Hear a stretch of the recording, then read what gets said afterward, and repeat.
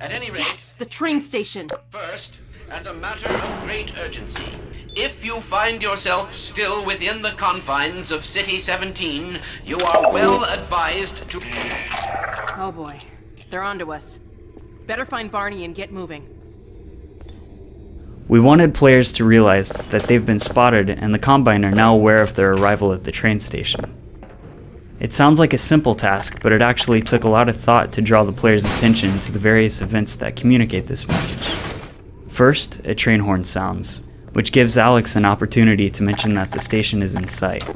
Next, the lights go off to grab the players' attention and to make the monitors stand out in the dark. At this point, the player should be looking at one of the monitors, so finally, the Kleiner transmission is interrupted briefly by a Combine advisor. Originally, the advisor appeared on a jumbotron outside, but we were never able to reliably make playtesters look at it. The flashing Combine camera should also provide some indication that trouble is brewing. Though it's not a proper gate, the zombie draped over the exit is designed to slow the player down just long enough for Alex to finish her lines.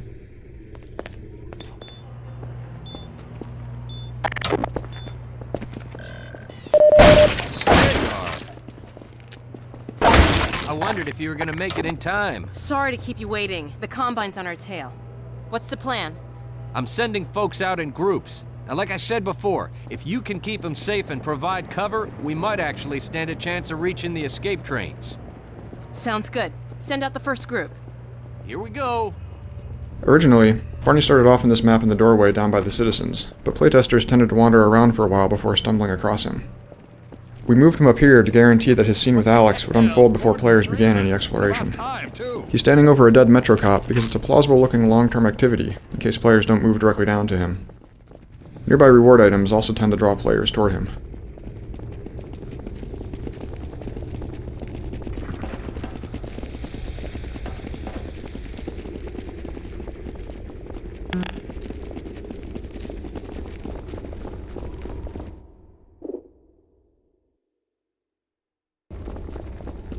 Hey, Doc.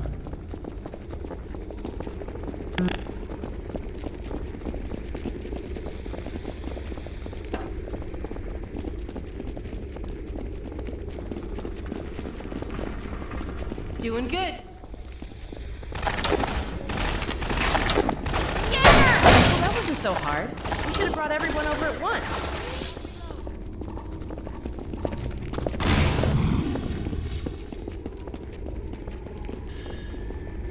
Go back and get another group. I'll stay here and guard the gate.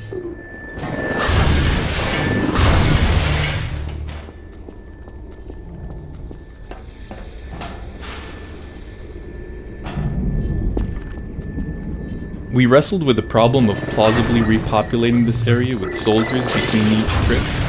After several iterations, we decided to have the soldiers jump in through some high windows. This solution has several advantages beyond maintaining incredible fiction. It makes the incoming enemies more immediately visible, and, since the windows are unreachable from the ground, players aren't able to exit through them. Plus, leaping soldiers turn into tumbling ragdolls when shot, which is always entertaining.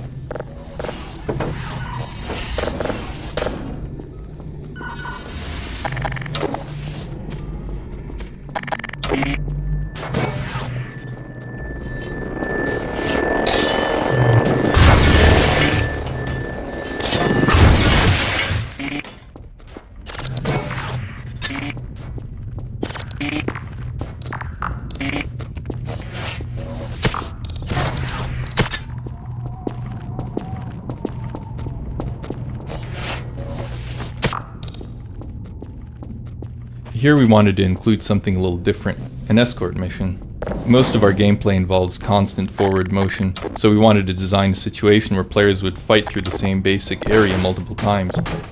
This temporary backtracking would create a series of encounters where players had a full tactical awareness of their surroundings.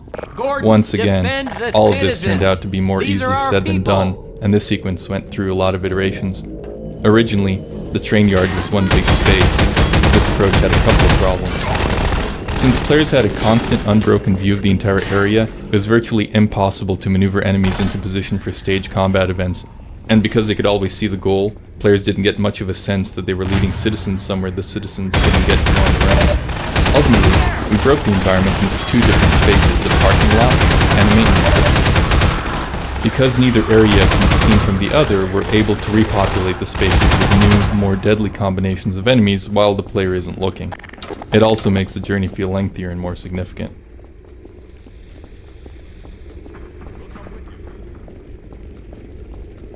We've got you covered. Hurry up, people! Thanks, Freeman!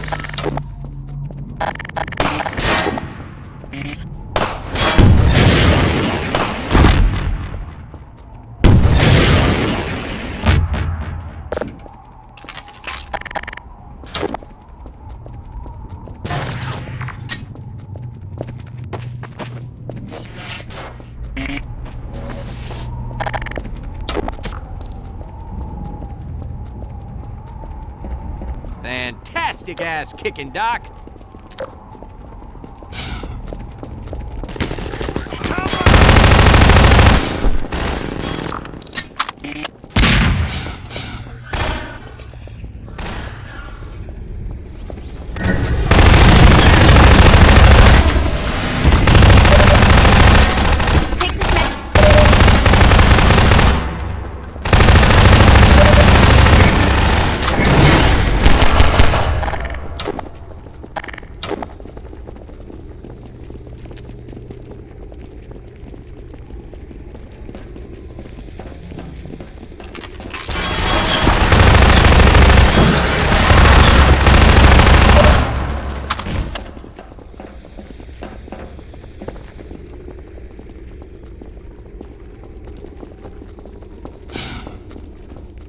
All right, I'm moving. Jeez. Keep your heads down. That was a close Hurry one. up, people!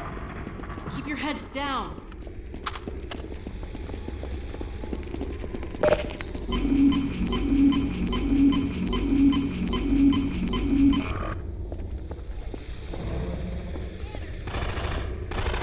Hey, Freeman, get back out there and help.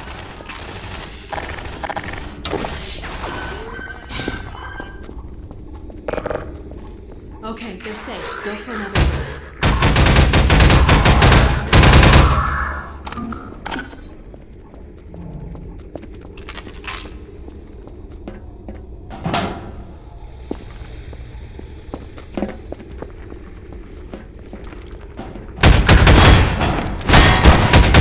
Blood loss detected.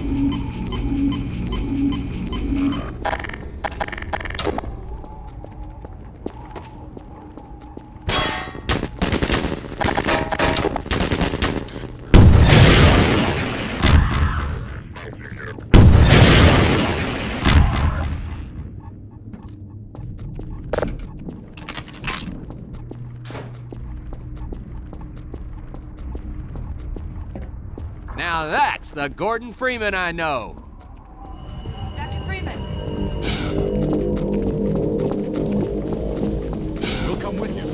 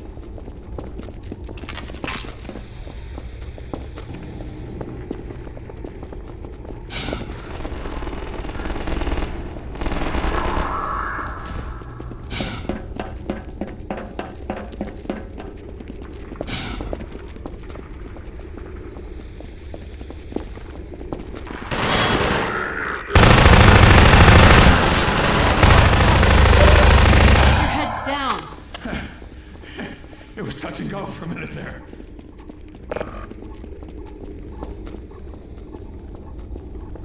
Bring another group of citizens.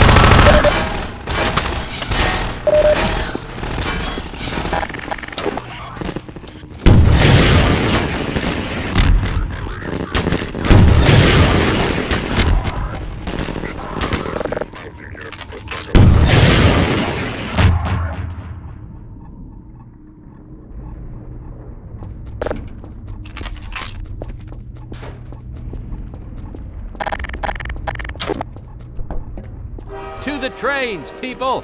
We'll make sure you get there safe and sound.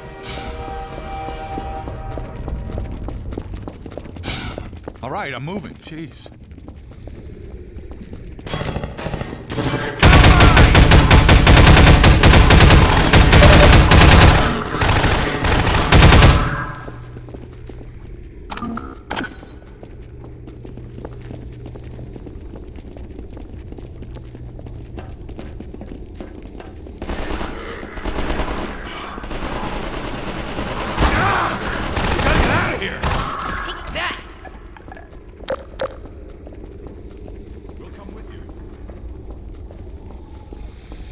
We've got you covered. I thought we'd never make it. Hurry up, people!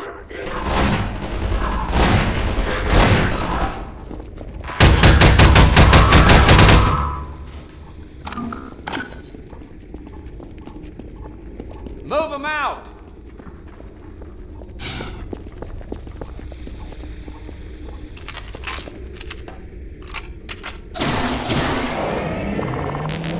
That should keep them off our backs for a while.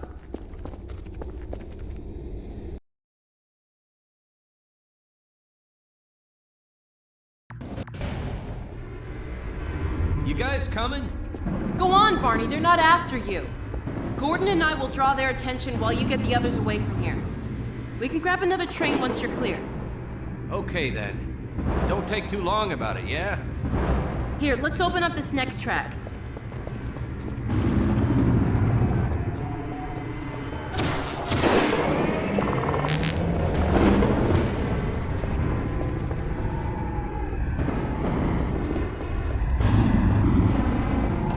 We needed a train station, Bye, Barney. but we didn't want something that was too similar to the one in Half-Life 2. We decided to give this station a more industrial look, to make it a place where trains were repaired and freight was offloaded. We included some Combine elements to help explain why the Strider can't fire through the various strategic barricades required by the game design.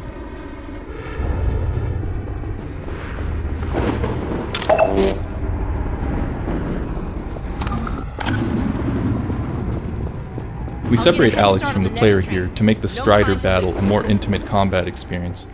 While we generally want Alex to be useful to the player, bosses tend to require a specific combat style to beat, and we found that it usually doesn't make gameplay sense to keep her around. Plus, boss battles are the player's big hero moments, and having too much help dilutes a sense of individual accomplishment. Alex more or less sits out all of our boss encounters.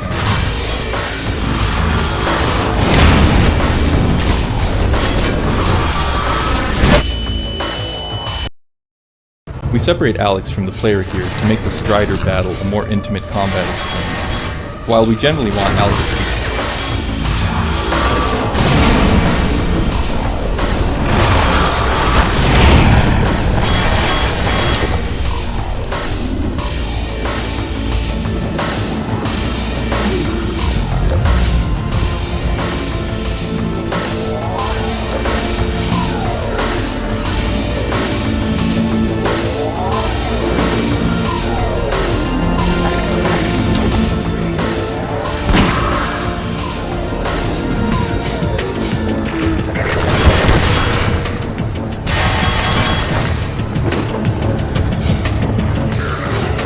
For this climactic battle, we created a new AI that makes the Strider a more interesting opponent. It has a snappier cannon attack, can better track the player's movements, and it now has the ability to target the environment in dangerous ways.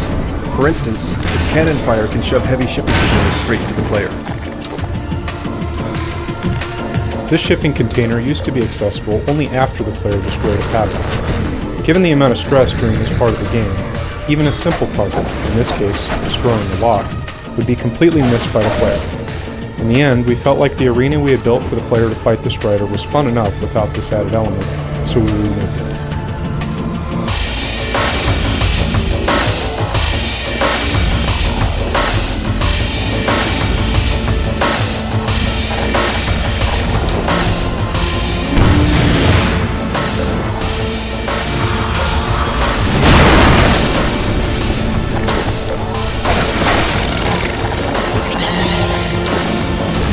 We often use goodies, such as this crate and our scanner battery around the corner, to guide players along a preset route. We want players to hit their marks during a battle without drawing attention to the fact that they're being subtly manipulated down a particular path.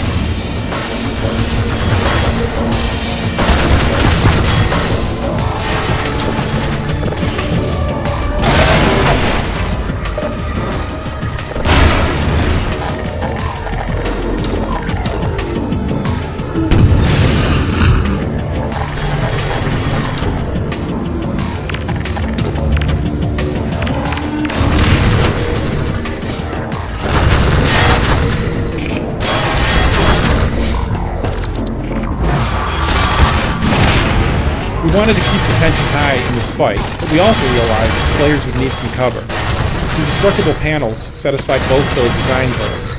Effectively, they're time shelters. Players can hide behind the panels, but the Strider will target them until they're destroyed. This gives the players brief periods of safety, during which they can plan their next move.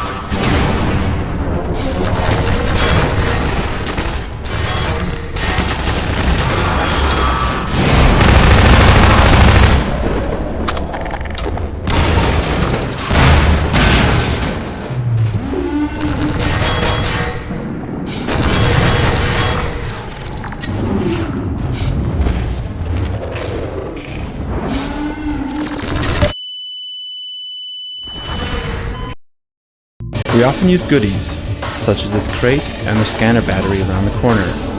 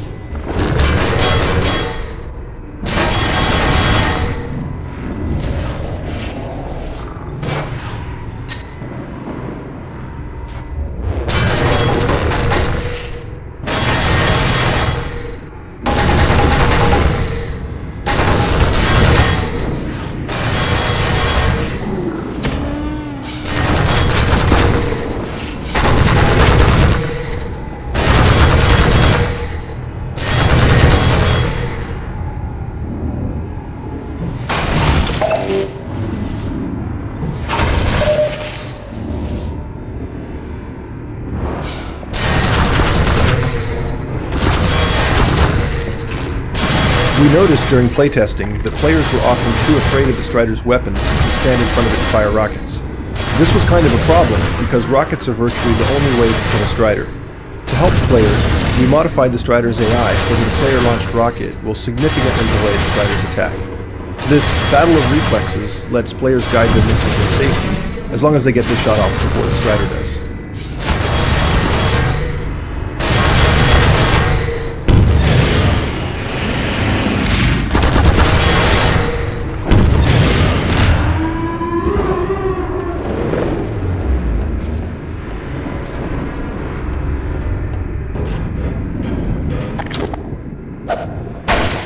Fantastic job, Gordon. You're my new hero. Oh, I don't believe it. I think we're actually gonna make it out of here. Quick now, let's get the train moving. Along with Vistas, positive feedback Keep on, from Alex Gordon, I'm is right one of our behind you. primary means of rewarding players. In this case, Alex's excitement over the Strider's destruction adds a sense of closure to the battle, and gives players the satisfaction that someone witnessed and appreciated their heroics.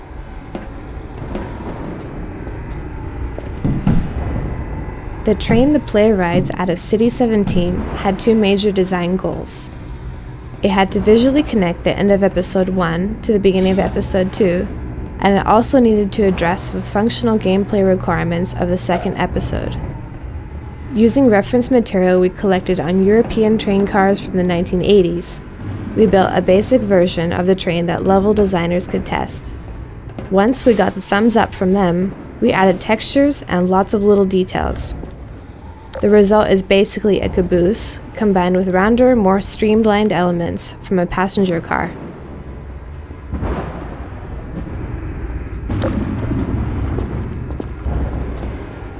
Apart from being a big visual payoff to the episode, there were several story requirements that this ending sequence needed to convey.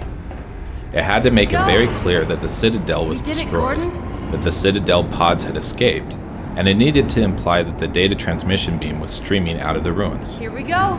We discovered that did it, Alex had to Gordon. be mostly silent during the scene, or else players tended to look at her instead of all the chaos around them.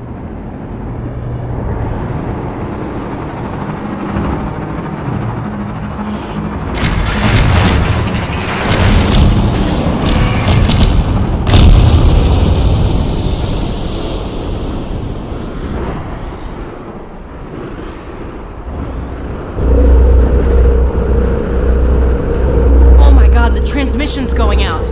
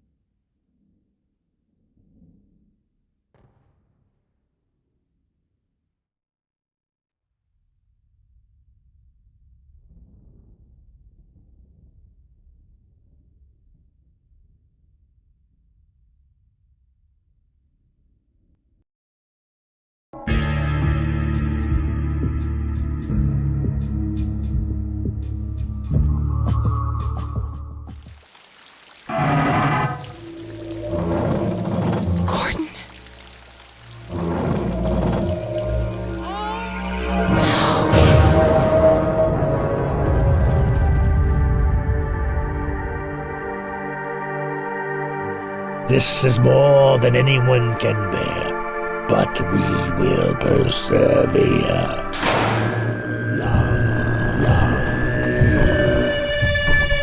We're done running. This is our chance to take back our world. We're not going to lose it a second time.